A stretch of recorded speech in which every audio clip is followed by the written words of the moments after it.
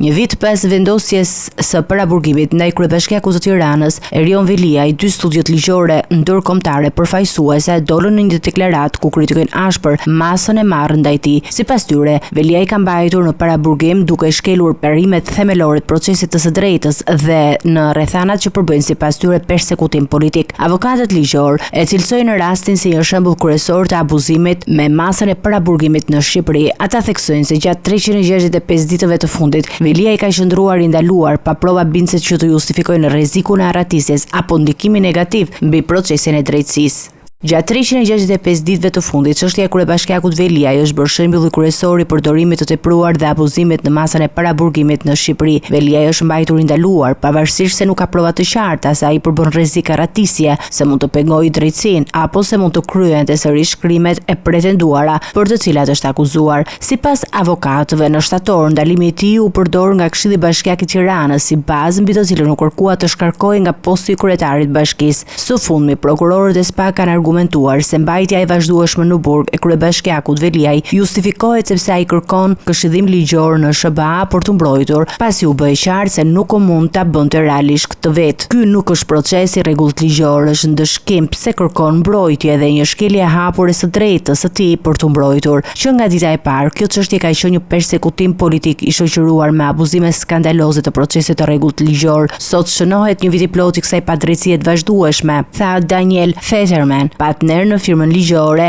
Kezuic dhe një nga këshilltarët ndërkombëtar të kryebashkiakut Veliaj. Këshilltarët e Veliajt kërkojnë shqyrtim të menjëhershëm të situatës dhe një vlerësim të drejtë për shkeljet e supozuara të procedurave ligjore. Ky reagim vjen ndërsa vëmendja ndërkombëtare është shtuar për respektimin e të drejtave dhe standardeve të procesit të rregullt ligjor në Shqipëri.